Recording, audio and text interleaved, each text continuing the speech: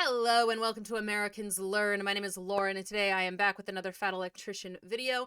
This is America's most iconic delivery system.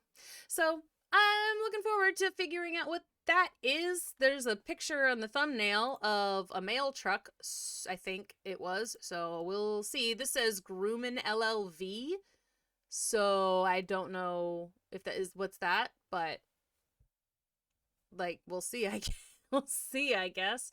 I'm not sure if the LLV is supposed to be Roman numerals, because that would be a weird way of writing it, I would think, because L is 55, the V is 5, but that's 105. I don't know. It's like I don't think it's Roman numerals, but we'll see what LLV might be. I'm looking forward to it. I want to give a big shout out to Pterodactyl, Joe Fravel, and Stephen Hoff. Thank you so much for being channel members. We really appreciate you. Let us know what we should react to next. Don't forget to like and subscribe to the video if you cannot be a member, or it's just, it helps. It helps the algorithm. It helps us on YouTube itself. And now the Fat Electrician is going to teach me some lessons, so let's go. Every single time I try to make a funny, lighthearted video, it gets completely unhinged. Today we're talking about Northrop Grumman's most iconic vehicle of all time. Every aviation nerd just sat forward in their chair because if I don't pick their favorite Northrop Grumman plane, they're gonna roast me in the comments section. See, because if you don't know, there's me. I was like, Northrop Grumman. Okay, I was like, Grumman. Sorry, I was like, oh, I don't know. I didn't know it was planes. I'm already getting schooled. Northrop Grumman is a defense contractor primarily known for making warplanes, and they've created some of the most iconic and effective warplanes the world has ever seen. Some of those planes include the F-4F Wildcat, the F-6F Hellcat, America's gun with wings, the A-10 Warthog. Interesting. and Warthog, the B-21 stealth bomber. I liked that the gun is the BRRRT. I don't know how you say that. And its replacement, the B-21 Raider. But all of these pale in comparison to Northrop Grumman's most iconic and durable vehicle of all time. A vehicle that was designed to perform its tasks swiftly, despite snow or rain or heat or gloom of night, the LLV, the long life vehicle, aka the mail truck. Nice! Nice. I mean, I guess there's I feel like a mail truck shows up in like every zombie apocalypse movie as a place that, you know, like there's always at least somebody driving one. You're not serious.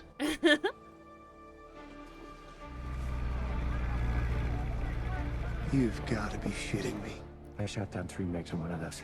Yeah, the same people that made like half the planes in US military history also made your friendly neighborhood mail truck. I can only imagine that the US Postal Service put out a memo like, hey, we're looking for a vehicle to help deliver packages, and the US government was like, oh, package, payload, potato, potato, same thing. Call up Northrop Grumman. They're really good at delivering that type of stuff. Okay, Northrop Grumman's used to putting warheads on foreheads, now they're putting parcels on porches. It's the same thing. Now all I need is for Lockheed Martin to start making action figures and my life will be complete. You put munitions, chips, and toys? Was that from Small Soldiers? It is from Small Soldiers! What? Dude! I haven't seen that movie in ages. Standard issue is insufficient. Okay, all jokes aside, I'm actually legitimately upset that this thing is named the LLV. I mean, it's made by Northrop Grumman, the makers of the F-4F Wildcat and the F-6F Hellcat, and you didn't name this the Mail Cat? Are you fucking kidding me? Yeah? Oh! This is why we're in the dark timeline, because we don't have a mail cat. That's the reason. Did you forget to do the ad? No, I did the ad. Thanks for finally being in a YouTube video with a shirt on for once. You're welcome. Nice thong, Borat. This video is brought to you by Zydax. Custom gaming PCs are all made right here in America with American tech support. They can do any type of customization you want, or they have pre-built ones ready to ship right now. And then we have one of our newest sponsors, Zaka Life Recovery Balm. It's made right here in America, and it's the best thing I've found for aches, pains, and athletic injuries. It blows every other topical treatment I've ever tried out of the water. I'm gonna have both those sponsors and discount codes linked down below. Let's get back to the video. So after finding out that the mail truck that I've grown up with my entire life was actually made by Northrop Grumman, I decided, hey, I'm gonna make a video on this. This is gonna be hilarious. It's gonna be lighthearted. It's gonna be funny. It's gonna be great. So I started looking up the specs. I started looking up the history, how this came to be. And then I asked myself one simple question. Wait a minute. Why on earth is a defense contractor making this little tiny car when an automotive contractor probably could have done the same thing better and probably cheaper? And per usual, to absolutely nobody's surprise, it's because once again, the government ruins everything. Yes, we do. Ha! All right, so They let's take it do. from the top. Once upon a time in 1775, the United States Continental Congress says, hey, delivering mail is super duper important because we don't have email and phones and telegraphs yet, and delivering letters is the only way that we can communicate. So we need to establish a post office, and we're going to take one of our smartest founding fathers, Benjamin Franklin, and make him the first postmaster general to figure this entire thing out. Then the government pretty much immediately decides, hey, I do think it's funny that when he's like, we're going to talk about the history of this thing, he literally means we're going back to the very beginning. Like, every time. I'm just like, right, great. I appreciate that about our boy. I do. hey, we want this to kind of be a government agency, but also we don't want to have to give it any tax money to be able to run itself. So what we're going to do is we're going to make it a legal monopoly. We're going to go ahead and say that the U.S. Postal Service is the only entity that is legally allowed to deliver the mail. That way, the U.S. Postal Service is going to be guaranteed to get 100% of the business, so they're going to have enough money to be able to fund themselves and not have to rely on taxpayer money. And this Good thought. Until, you know, it wasn't. This is still going on to this day. This is a legally recognized and regulated monopoly. Buh! What about FedEx and UPS? Buh! That's actually a good They're not question mail. out of you for once. So, the monopoly only applies to like letters and mail and shit like that. Packages are technically different and there's allowed to be commercial competition there. That's why UPS and FedEx primarily only deliver packages. Now, I say usually because there is an exception that if you have something of vital importance that needs to be like overnighted to somewhere immediately, you are allowed to use FedEx or USPS to ship that if it's of vital importance. And I know what you're thinking. It seems like there's a pretty big gray area there. I mean, who sets the criteria as to whether or not something is important enough to violate the U.S. Postal Service's legal monopoly and be able to use FedEx or UPS to send a letter or an important document? Well, obviously, that would be the U.S. Postal Service's in-house federal law enforcement agency, the Postal Inspectors. I'm not shitting you. The mailmen have their own federal law enforcement agency. I had no idea. Okay.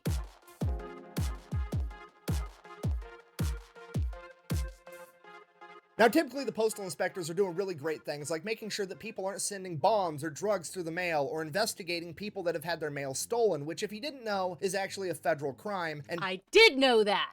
Messing with people's mail is a federal crime, but people do it anyway. back in the day in 1775, when the post office and the postal inspectors were founded, Congress levied the death penalty for stealing mail. And while that Wow. See, that's why, like, I know it's like messing with other people's mail, like opening their mail, like that's like, it's a kind of a joke that it's a federal crime, but it's one that I definitely used to make fun of because my mom, I think, opened my diploma or something, or she like opened one of my college acceptance letters, something like that with college, and I was like, federal crime. It was probably the latter. It was probably the diploma, because I don't think I would have been making jokes at her expense before I went to college.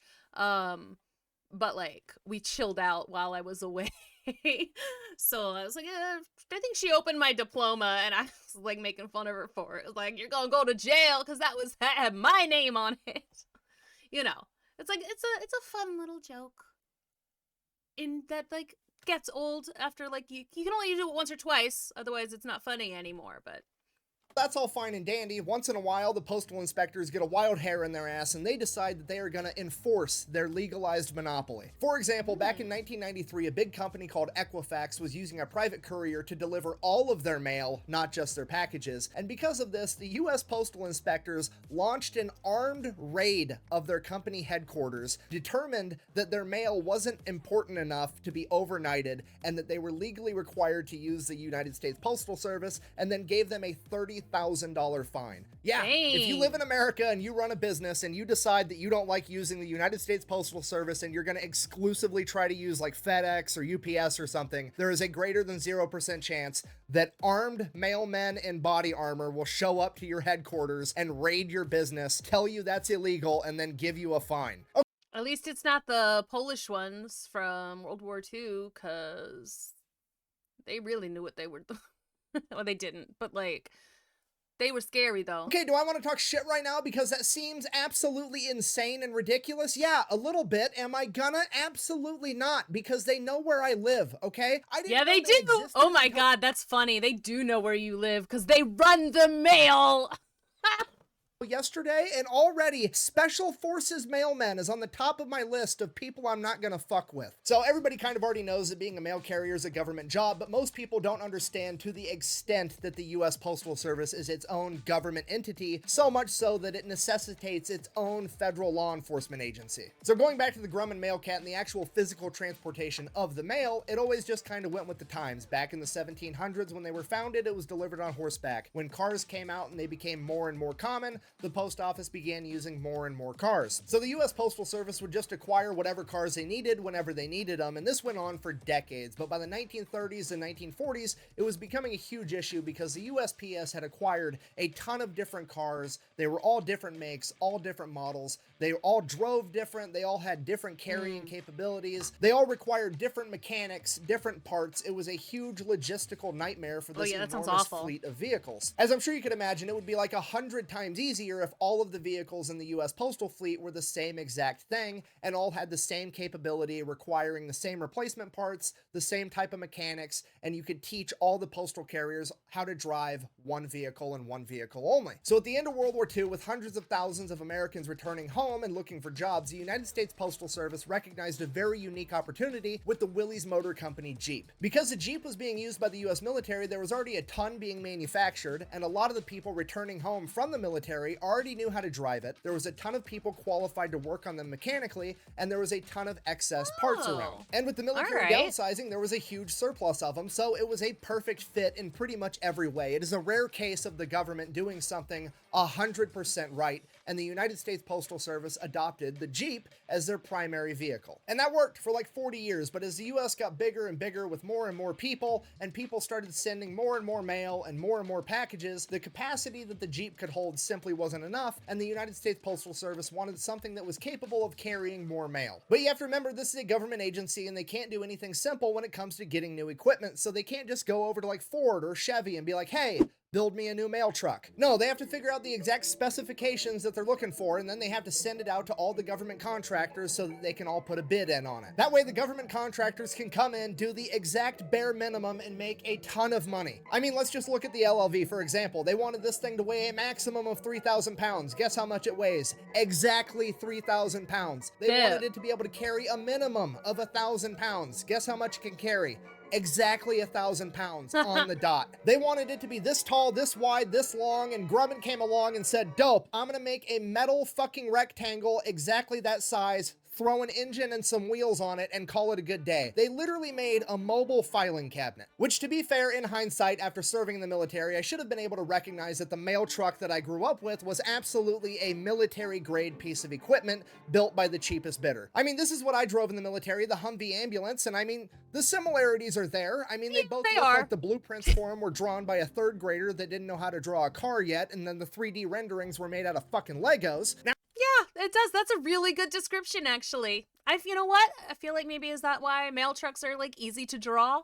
Like you can just, it's a box. Now, to be fair though, while I have driven the Humvee ambulance and it's a miserable experience, I've never driven a mail truck, so I don't actually know what that's like. So I turned to the internet because surely some mailman has written something somewhere on the planet that is going to tell me what that experience is like, and here's what I found. Quote, regular driving around town was pretty bearable, but driving the LLV on the highway shouldn't even be legal. I've had to do it a few times, and those times were probably the most terrified I've been while operating any motor vehicle. Riding a motorcycle over 100 miles an hour? No problem. Merging onto the highway in a mail truck? You couldn't pay me to do it again.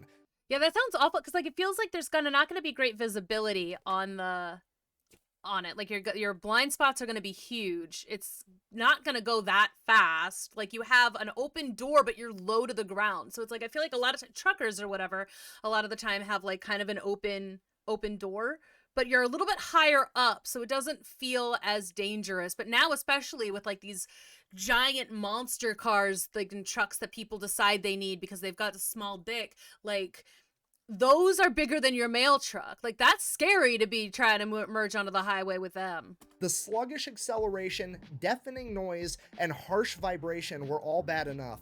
but knowing the body of the vehicle would crush like a soda can in an accident is what made it such a frightening experience. Nope, I was right, because that is to a T what it's like to drive a military ambulance. I got one of those things going 75 one time thanks to an enormous hill, and it felt like I was re-entering the Earth's atmosphere as everything that wasn't strapped down rattled out of place and started falling to the floorboard. Now, I don't know this for certain, but driving a Humvee or an LLV really fast kind of seems like anal beads, you know? The faster you go, the bumpier it gets, and if you go too fast, there's gonna be shit everywhere. What did he just say?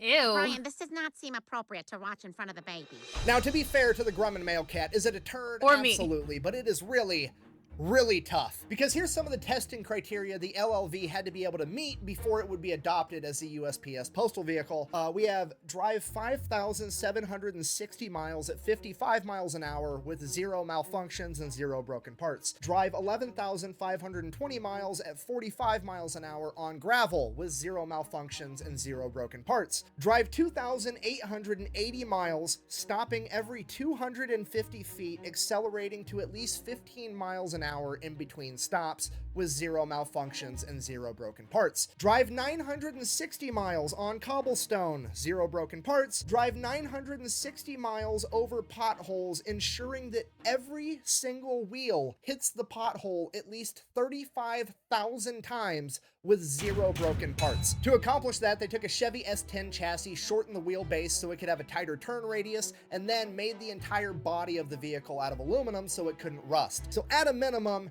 at least it's tough. Despite the fact that it is really tough, it is finally time to start replacing the United States Postal Service carrier vehicle because, well, the engine that they put in these things is an engine from the 1970s known as the Iron Duke, and this bad boy's getting like 9 miles to the gallon. This is the same engine they were putting in the Cavalier and the Trailer Park Ferrari back in the day. I mean, the Pontiac Fiero. Don't laugh, the Pontiac Fiero is high-class white trash, okay? The only thing cooler than that when I was growing up was the 2002 Dale Earnhardt Edition Monte Carlo. Sorry, I'm getting distracted. The main problem with the LLV is the gas mileage, okay? Because it only gets 9 miles to the gallon, you have to realize this is like the biggest fleet of vehicles that the United States has. There's over 140,000 of these things, meaning that for every single... Has anyone ever seen a mail truck at a gas station? Now that I'm thinking about it, it's like I've seen the Mystery Machine at a gas station twice, but I've never seen a mail truck filling up. Do they have their own special gas station? Huh. He may be about to tell me. Penny that gas prices go up, the U.S. Postal Service has to spend an additional $8 million on fuel alone. And this is the part where you're like, oh, America's capitalist, that's fine, that's the cost of doing business, just raise the prices of your services, and it's covered, it's no big deal. You would think that, but remember, the U.S. Postal Service is a government-regulated monopoly, meaning that anytime they want to change their pricing, the government has to sign off on it, and the government takes forever to do anything. Another example of this would be like the power company, right? Because you can't shop around for different power providers the same way you look for like an internet service provider or a cell phone provider. You only have one power company available where you live, the same way you only have one post office available where you live. Anytime the power company wants to raise their rates, the government has to sign off on it, and it's a huge deal. Same thing applies to the postal service and stamps or anything else. Because of this, they can't effectively adapt and change their prices, so it's a humongous issue. So how do we solve this? Well, there's two options. You could A, get rid of the monopoly that's set in place because it's no longer effective for what it was originally supposed to do by helping the USPS, and now it's actually hindering them more than it's helping because they're no longer able to change their prices to actually be competitive. Or you could B, make them get different vehicles. And obviously, we're absolutely 100% of the time going to go with B because the US government, or any government ever really, is never ever going to give up control, and they have control over the USPS, and they're never ever going to let that go. They would rather see that thing burn to the ground than give up control over it. Which is basically what happened a couple years ago when a certain Cheeto was in office. He did his best to run the USPS into the ground. Like, he was doing everything he could to destroy that institution, which is just not cool. Like, it does, like, why? Just keep it. Like, it does good job. It does a good job for the most part. So, obviously... It tries. It does not have enough money to do the most effective job still, currently. But, like, I mean, honestly, the idea of having so many different, like, postal option, that is a little under, because it's like, I mean, I would just never get mail again, probably. It's like, everything would be so expensive. Like, it would immediately get expensive. Like, immediately. If you tried to do that. I'm like, I don't want to spend, like, UPS and FedEx are already crazy pricey. I'd like to have one that's a little cheaper. I like to have the USPS option because it's cheaper. USPS is getting new vehicles. But then that bites the US Postal Service in the ass, because remember, they're a government agency and they can't just like go to Toyota and be like, hey, Toyota, that new truck that you guys just came out with that's $10,000 and really cool, can we buy a bunch of those for fleet vehicles? No, they can't do that. They have to figure out the specs they want, then they have to send that out and let all these defense contractors bid on them. And then after they bid, they have to give the defense contractors millions of dollars so that they can develop the new vehicle. So they're gonna pay for all the R&D up front. And then when Oshkosh Defense wins the bid with this fucking thing that looks like it was animated by Pixar, the other company that they beat is going to turn around and file a lawsuit and sue because they're saying that it wasn't a fair enough competition, despite the fact that the US taxpayers literally gave them all the money for R&D in the first place. And then that's going to delay the whole project more, and then bottom line, it's going to take 20 fucking years to fix the issue. The entire time the US Postal Service is struggling and trying to figure shit out while the government refuses to let them actually do their job and be fucking competitive. And it just sucks because the US Postal Service is sacred. There's nothing more sacred to society than the mailman. All I wanted to do was have a happy, lighthearted video because I thought it was funny that Northrop Grumman was making mail trucks, and now after researching it, I'm gonna get upset every time I watch my mail lady deliver the mail because I'm gonna recognize that she's wearing a parka and overalls inside of her vehicle because the heater barely works, because she's driving a 40-year-old mail truck that's a piece of shit because the government fucks up everything they even get near touching. So in conclusion, I guess that's the story of why mail trucks are made by defense contractors. And if you're a mail carrier, I've always appreciated you, but I'm gonna be honest, I have another level of appreciation for what you do because I truly, genuinely had no idea the levels of bureaucratic bullshit that you had to hurdle on your way to get mail into my mailbox. So thank you. Seriously, thank you. Best way to support the channel is go buy some merch over at thefatelectrician.com. Quack bang, out. Wow. You know, the more history I read, the less I trust the government. And maybe, just maybe, that's why in the American education system, they emphasize math and science and English way more than they emphasize history. Oh my God, he's so right. I love it when he's right. He's often right. Like, I almost always agree with him about pretty much everything. But yes, it is. I'm sure it is. Like, there's like, and that is why the American system, like, they math and science, not history and English. They don't want you thinking creatively or critically. Like, just, you know? I've believed that for a long time, and if that means I gotta put on a tinfoil hat, I'll put on the, like, I'll do it. That's my conspiracy theory. It's like, no, the government doesn't want us thinking critically, because if we think critically about the things that they do and say, then we're going to start questioning them, and they don't want us to question them. They want us to do what they say and fall in line. Anyway. Anywho. Thanks so much for watching. I do hope you enjoyed. I hope you all learned something. I certainly did. So, I mean, I learned that a defense contractor makes mail trucks. And, I mean, I've also always appreciated the mailman. If you're a mail person, thank you so much. Very effective job. Like, we very much appreciate. My mom always left Christmas candy out for the mailman. She always gave them, Christmas candy.